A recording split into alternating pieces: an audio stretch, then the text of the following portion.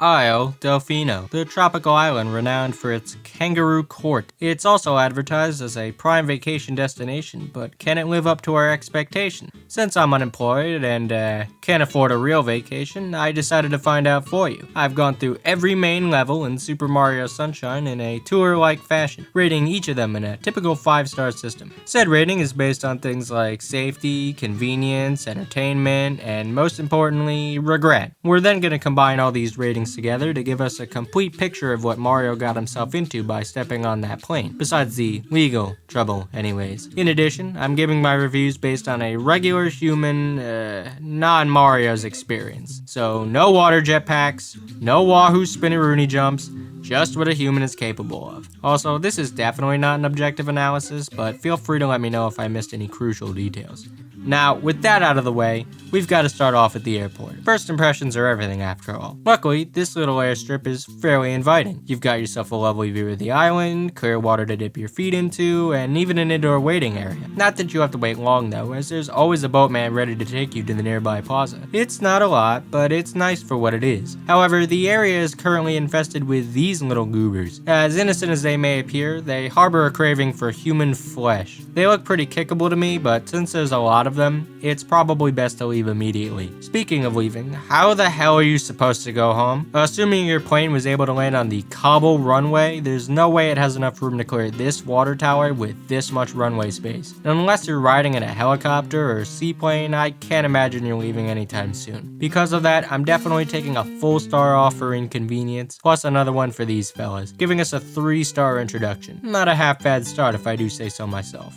Landing on the mainland, we've got none other than Delfino Plaza. Taking a stroll down any street gives you the chance to take in the tiled walkways and multicolored stonework that make up this city. Its look and feel alone make it an iconic hub world, but this is a vacation we're talking about. You want to know what you can actually do here. It seems like there's some restaurants about, judging by this place and others that share its sign, but they aren't open yet. Maybe it's still off season or something, or maybe this guy quite literally killed his competition. Who knows? You've got some impressive statues to ogle at and a couple key spots in town, plus a few decorated fountains to cool off at. There's a market, which is fun, but it seems like you can only buy fruit here. Perhaps you can at least haggle to make things interesting. It seems weird that a tourist destination doesn't sell souvenir tchotchkes, but I guess these guys make enough to get by. Either that or the fact that there doesn't seem to be a manufacturing plant on the island. This beach right across is nice, but there's definitely better beaches to come. Besides, you have to haul yourself up this ledge to escape its sandy grasp. But that's not the only mobility issue, because there's no way to make it across this canal. Besides the restaurants, there's also these hot springs over here which are also inaccessible, even if you somehow made it to this side of town. All in all, that doesn't leave you with a lot to do. A sightseeing walk around the town, some brisk shopping, and maybe some dining if they're open. Not horrible, but definitely leaving a lot to be desired. I'm going to give this plaza some slack as, like I said, it's probably not in full swing. These people did just get over their goop epidemic, which I'm pretty sure was the 5th plague of Egypt. Some of these shut-up buildings might be saunas, cafes, stores, and museums mere days from opening their doors. Although maybe those businesses closed down, as there's a bit of a unique homeless problem here. While they do ask for help if you talk to them, they're not super intrusive, just kinda standing around. Finally, there do seem to be random portals scattered about that transport you to realms of pain, but they're as inaccessible to your average Joe Schmo as the hot springs. All you need to make this a perfect day out onto the town is a bridge, some stairs, and a few more open doors. As is, I'm gonna have to deduct a half a star for the light amount of things to do, and a full star for the blocked off region. Even in this state, that's 3.5 stars. So far, so good. Next up, the lush fields of Bianco Hills. Right off the rip, we've got a major issue in that there's no goddamn way to get up here. I surveyed for any sort of path, any sort of staircase, even an elevator, but unless you're mountain climbing, cross this place off your list. You could come up here via helicopter, but most of the area is either covered with hills or trees, so it'd be a tough landing to say the least. Assuming you can make it, you're greeted with a lovely little path down this hill, sprinklers everywhere to cool you off.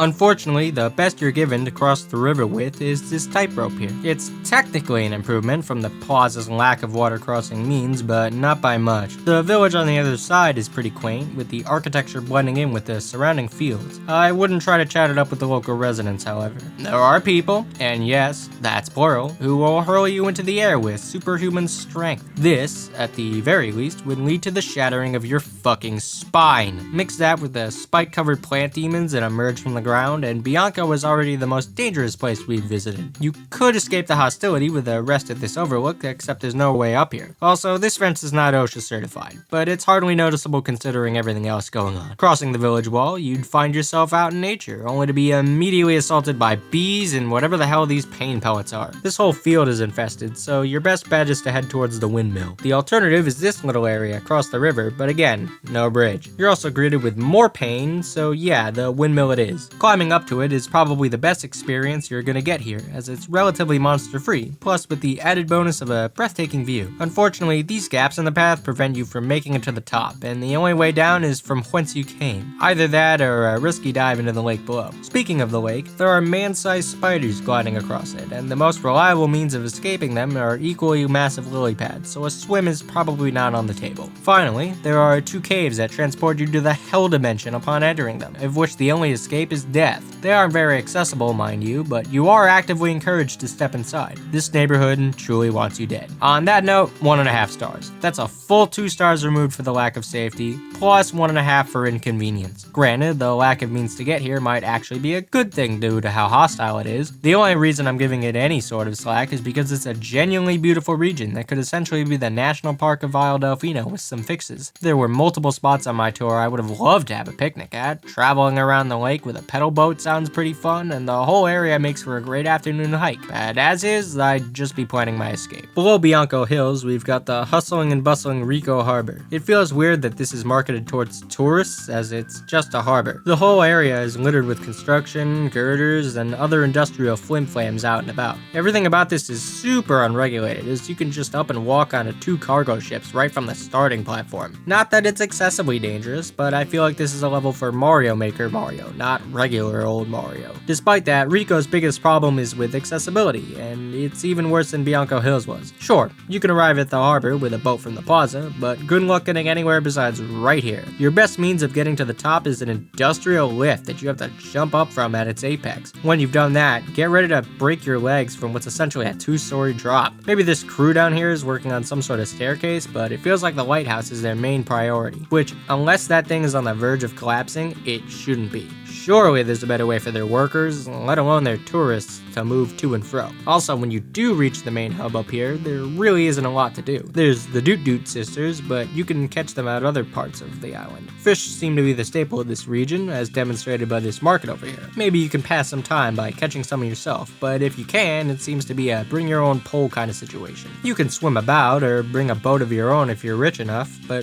why would you do that? There's much better locales for either activity, as while there's plenty of water, there's also a lot cluttering it up, including a whole ass helicopter pad. So yeah, really not a lot to do here. Besides the airstrip and Corona Mountain, this is the area I recorded the least amount of footage for, which I'll let speak for itself in terms of what a tourist can actually get up to here. Full star off for entertainment, 2 stars off for lack of accessibility, and a half star off for this being an active construction zone. We once again have a 1.5 star rating, which is pretty rough to say the least. This combined with Bianco Hills is definitely going to drag down the overall Isle Delfino experience, so we'll see how it goes from here. Drifting over to the west, there's the sun-baked coast of Gelato Beach. As soon as you arrive, it's obvious that this is the premier beach spot. You could easily spend hours just laying on the sand or floating about in the warm waters. Honestly, you can probably make an ideal day just out of these 2 starting islands, resting up against the trunk of the palm trees. Unfortunately, these are just about the only chunks of land you could even survive on. You see, the rest of the beach is infested with cataquacks, or as I like to call them, the Legion of Death. Their sole purpose is to hunt you down and careen you up into the air as often as they can. If they want anything other than your death, it's to defile your corpse afterwards. Mix that with the plants that will catapult you after being doused, and you've got the closest thing Mario Sunshine has to a minefield. At least there's only a few plants though, and it seems to take more than a spilled drink to trigger them, so your average beachgoer probably won't meet a sandy death. Besides the obvious, there isn't a lot to complain about here. Sure, you'll have to bring your own gear, but there's plenty of shade to be found with the various palm trees. You've also got the sand cabana and this hut that sells fruits and smoothies for your refreshment needs. You could also cool off with an extended swim over at the coral reef, but don't go too far out beyond it, as there's a pretty hungry fish that'll eat your skull off. Unfortunately, if you want to climb to the upper levels of the beach, you're out of luck.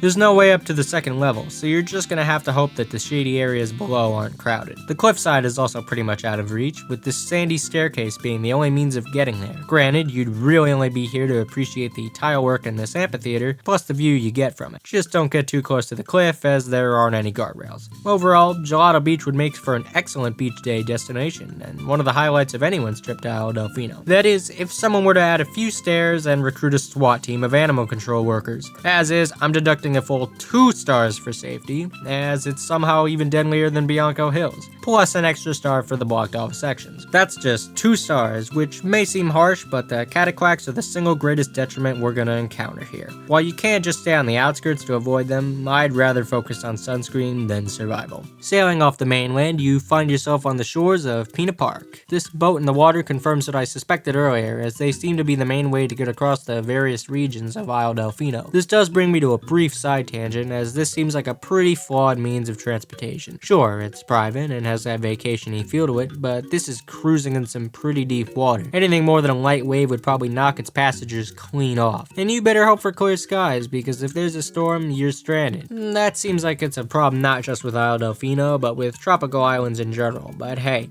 a flaw's a flaw. Anyways, back to the park, or rather the lovely outskirts of it, where you can wait for your boat after you've had your day of amusement. Besides the flying dive bombers, you've got yourself a decent stretch of beach to walk on, a few trees for shade, and this charming sunflower field. Admittedly, I would assume the flowers absorbed a spilled reactor's worth of radiation, since you can chat with some of them. Seems to have made them pretty friendly, however, so maybe some of the locals could use the same treatment. There's a few more faces to talk to, but since there's not a ton to do, you might as well just head towards the park. Or, better yet, hop back up on the boat, because Pina Park is a veritable hellscape of safety violations. I could probably make a whole video about every OSHA regulation broken within these walls, but let's just stick to the obvious examples. This clamshell ride requires you to pry them open only for them to slam shut, breaking every bone in your body within a fraction of a second. The Ferris wheel over here has no way of actually getting on or off, although you are able to climb up the exposed mechanics of it. The pirate ships are not only lacking in seats, not only swaying dangerously close to this construction zone, but also swing in a complete circle, hurling anyone off without fail. And while the roller coaster seems somewhat stable at first, Mario being able to rotate 360 degrees in the car means they definitely do not strap you in. Loop to loop, more like loop to launch you into the fucking pavement. The only somewhat safe ride here is the Yoshi-go-round towards the front. Not even this ride stops though, as the attendants seem to have no control over the rides whatsoever. And that's everything the park has to offer. No games, no concessions, no photo opportunities or stores, not even a mascot of a shine sprite or something. It's not like there isn't any room either, as there's huge chunks of the park with nothing better than a fountain or this weird tree. Oh yeah, there's also this goober tower, but they're just chilling honestly. Not like the ones at the airport. But with that, I knocked 2.5 stars off for the lack of safety. This place should be shut down. When even your average park goer understands how dangerous the rides are, it's bad. On top of that, another star off for the lack of amusement outside of the rides, and that gives us a 1.5 star rating. Unfortunately, this is the most common rating so far on the island, with 3 locations sharing it. Granted, when the space outside of your theme park is way better than the inside, it's not unwarranted. After a long day of vacationing, you step off at Serena Beach. Almost immediately, you're bound to notice the seabound view with Pina Park silhouetted against the sun. This is, without a doubt, the best view you're gonna get on Isle Delfino. Although I do have to wonder what a sunset looks like at the other locations. Even so, this is probably the best place to view it from, as you have a, for once, safe beach to enjoy an evening stroll on. If you're having an Anakin Skywalker moment with sand after what you've been through, no need to worry. Just walk right up and plop yourself down on a fold-out chair, or take a dip in one of the cool fountains. You could even enjoy a pleasant walk around the hotel grounds, maybe grabbing a treat from the juice bars while you're at it. Although, judging by customer complaints, it seems as if they're about as reliable as McDonald's ice cream machines. Regardless, Serena Beach is by and by the best place to find relaxation in Super Mario Sunshine. No cataquacks, no dive bombers, not a goober in sight. Just you and the evening sun. Eventually, you'll want to check into Hotel Delfino proper. Once you enter, you're met with a rather unique lobby. Not so sure about the multiple open flames though, as that seems like a a slip and fall away from someone's face melting off. Here, you can check in or request room service, the latter of which seems to only serve fruit. Before you head up to your room, feel free to go to the bathroom, and I'm only just now realizing that there have been no bathrooms up to this point. Sure, the men's room is a little leaky, and all the stalls need privacy doors, but it's still better than continuously holding it in. After you're done, you've got 2 floors of rooms to choose from, including what appears to be a grand suite with a hot tub. The regular rooms aren't anything to write home about though. A bed, a bath, a wash area, and maybe a little art if you're lucky. There does seem to be a problem in a few rooms where you can just go through the ceiling, either through weak tiling or open ventilation. Judging by this janitor and the vents, it seems like staff are just able to burst in your room and climb up to work while you wait for them to finish. If you're not up for waiting in your room like these two, you could always head upstairs and relax in the pool area, although the water really isn't that deep. Or you could head back downstairs towards the hotel casino. While the vibe here is immaculate, you're stuck with just playing slots. Not sure why, when there's plenty of room for card games once you take out the giant decorative roulette wheel. Don't roll the big slots, however, as while you can win coins, losing ejects a spirit of the damned, and the jackpot is a portal to hell. If you're wondering why I didn't record footage of me unlocking said portal, you haven't played Super Mario Sunshine before. Looking at the hotel as a whole, I'd only knock half a star off for safety and a full star for a few of the weird hiccups the hotel has to offer. While it's not quite the 4-star hotel as advertised, 3.5 stars is nothing to scoff at. Given the bullshit this island has to offer, I'd probably spend most of my vacation on these hotel grounds. Either that or gamble to get my money back. Taking a boat up around the coast, you'll be cruising in the waters of Noki Bay. Quick pause, as I was writing the script on my phone, it kept trying to autocorrect Noki as Nokia, which I thought was kind of funny. I say cruising in the waters as there's not a lot of land about. You've got some floating platforms and the roofs of people's homes to rest on, but all you've got for terra firma are some thin strips below the cliffs. The only way you're getting up is if you're an acrobat with tight ropes, or if you're a serious mountain climber. This would be an excellent locale for the latter activity, but there doesn't seem to be any proof the area is actually meant for it. Which is a shame, because Noki Bay probably has the best clifftop sites on the island. You still get a sense of how the place looks from down below, but it's another beast entirely to scan it up from a place where you'd hit terminal velocity if you slipped off. Speaking of the sites, there's a few of these shell spires dotted about the water that makes everything all the more surreal. It's like if Hieronymus Bosch had access to the color purple or something. I doubt you could climb them, but there's no real reason to. I also don't think you can climb up the numerous ruins that run throughout, since humans can't really wall jump. Still, I'm sure a few dumb visitors die every year in a vain attempt to make it up before the walls close in. Making our way back to the water, it's definitely the clearest on the island, so it'd probably make for a great swim. You do also have the option of buying a mud boat off this guy, but unless you hit it big at the casino, I doubt you're coughing up these coins. Even if you could, I'd advise against it. This boat comes with no oars and is infamous to control as is. I did get it to do a sick drift, but that's more of an accident than anything. As is, the bay would probably make for a great scuba destination, but again, no real evidence for that. Traveling below the waterfall takes you to Noki and Lannis, where the bulk of the population seems to live. This massive and sprawling city is definitely a sight to behold, but it's probably way too deep for normal visitors taking a casual dive, so I'm counting it as certain death. That's kind of the ethos for Noki Bay in general. It's hardly a place for the casual tourist, but is definitely the most rewarding spot for experienced thrill seekers. Well, besides Pina Park, but you can theoretically survive Noki Bay. Although, like I said, there's not really solid evidence outside of the look and feel to actually suggest that purpose. It's probably the Isle Delfino equivalent of the Grand Canyon, and then it's breathtaking to observe, but not really meant for much else. Since I can't swim in the Grand Canyon, I'm only knocking off half a star for the entertainment category, and another half a star for the inherent hazards. I'll also be taking off another half star as there's no real way to get this aerial view, which is criminal in a place like this. All in all, that's 3 stars for Noki Bay. Maybe it'd be a perfect score if it was actually called Nokia Bay, but who knows. Deep in the center of the island, there's Pianta Village. Like Bianco Hills, I find myself wondering how the hell you're supposed to get here. It's even more remote than Bianco was, although since it's flatter, I could see a helicopter actually being able to land here. Maybe not where Mario starts out, which given how small and unused this ledge is, makes me wonder why the village bothered to build this bridge over to it. Either way, you realize almost immediately that everything you're standing on is suspended above a pit straight out of the Book of Revelation. Complete with beasts? Huh, weird. If you've got vertigo, steer clear of this area entirely. If you don't, feel free to cross the rickety bridge over to the village proper. The area is usually not this peppy, as the tour was made during the celebration of a local festival. Gelato Beach had one too, but we don't talk about that festival. Even so, the locals are infinitely less hostile than in Bianco Hills, so don't feel excluded from visiting outside of the occasion. In fact, that seems to be the main draw of Pianta Village. Sure, the massive trees make for unique sights, especially the one on the middle, but this is definitely the most neighborhood-like neighborhood on the island. Something about this area just screams community, and everyone here probably knows each other. The underwater city in Noki Bay gave off a similar vibe, but you'd be too busy drowning to really notice it. Besides chilling out with the locals, there isn't a ton to do per se. Some things, but not a ton. There's plenty of space to walk about, but the paths aren't nearly as distinct as somewhere like Delfino Plaza. There's a hot tub towards the village rear, complete with this statue that adds a surprise sense of gross out humor. It's pretty cool, but I feel like there's already plenty of spots to bathe at across the island. The massive trees and mushrooms here are spectacular, and you can actually climb a good chunk of the former. If you're skilled enough to make it, you're rewarded with grand vistas of the village, or the island as a whole. Just don't fall off, which I can say about a lot more locations than I should be able to. Don't fall off the trees, don't fall off into the grates you'll never escape from, don't fall off the precarious swings, and definitely don't fall off the exposed cliffs of the village. There are fences designed to keep you away from the edge, but since a toddler can jump over them, they do a pretty piss poor job at it. Speaking on safety, I'm going to deduct a star off for that area. Just the fact this village exists in such a precarious situation would be a half star on its own, but the lack of guardrails bumps it up to a full star for me. Another half star for the lack of anything super distinctive outside the trees and the vibes, and that gives us a final rating of 3.5 stars. A pretty cool look into daily life, so long as you don't look down. Finally, moving over the island, there's Corona Mountain. It's an active fucking volcano, 0 stars.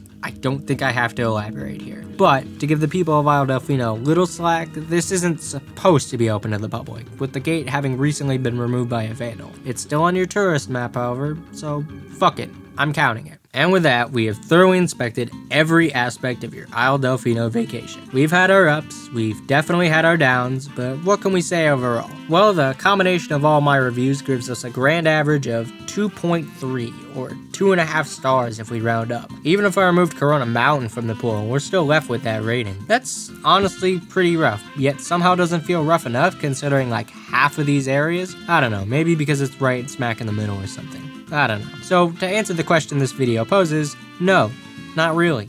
You really shouldn't go on a vacation to Isle Delfino. Sure, you've got some highlights, but nothing was able to even reach 4 stars, let alone the elusive 5. No matter how enjoyable a place seemed, there was always at least some catch that threw it right under the bus. Which is a shame, because like anyone who grew up with this game, I always wanted to take a trip to Isle Delfino. I always hand it to Nintendo for making such an interconnected and well-themed world, but it's just not as idyllic or even survivable as I'd have initially thought. To add a bit of hope though, it's very possible that we just caught it at the wrong time. Like I said on the Delfino Plaza segment, the whole island just got over a massive crisis, so maybe it would have been livelier and less infested had the trip been made just a little bit later. Gelato Beach would have been a relaxation destination without the godforsaken cataquacks. Delfino Plaza could have been bustling with just a few more places to go, and I'd only have to worry about the locals at Bianco Hills if you got rid of the monsters. Honestly, with just a bit of work, Isle Delfino could be the sun-drenched paradise we all hoped it could be.